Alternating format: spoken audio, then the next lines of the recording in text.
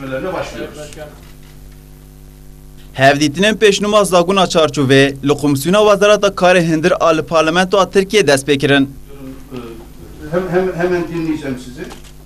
Di hevdîtinên komisyonê de li gel endamê komisyonê parlamenterên AKP, CHP, MHP û HDP cihê xwe girt. Vekilina komisyonê bi nîqaş û îtirazên MHP'yan dest pê kir. Kapattığınız zaman bütün basın mensupları içerisiler sadece görüntü. Serokvekîlê Kuma MHP Oktay Vural anî ziman ku ev pêşnûme li vir nayê nîqaşkirin û îtiraz kir. İtirazınızı dinleyeceğim efendim. İtirazınızı dinleyeceğim. Efendim itirazınızı o zaman müsaade edin. Müsaade edin. Serokvekîla Kuma HDP Pervîn Buldan ji bersiv da Vural û xwest heddê xwe bizanibe.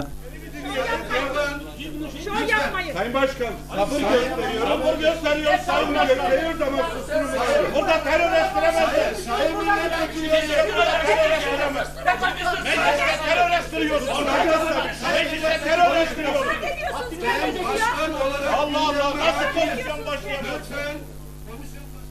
Piştî nîqaşên derketin, Serokê Komisyonê Mehmet Ersoy nîqaşê usulê dan dest pê kirin û çapemenî ji salona komisyonê derxistin. Sizin itirazınız varsa zaten hemen hükümet temsilcisinden sonra sizlere sırayla söz vereceğim. Orada genel üzerinde düşüncelerinizi izah edebilirsiniz.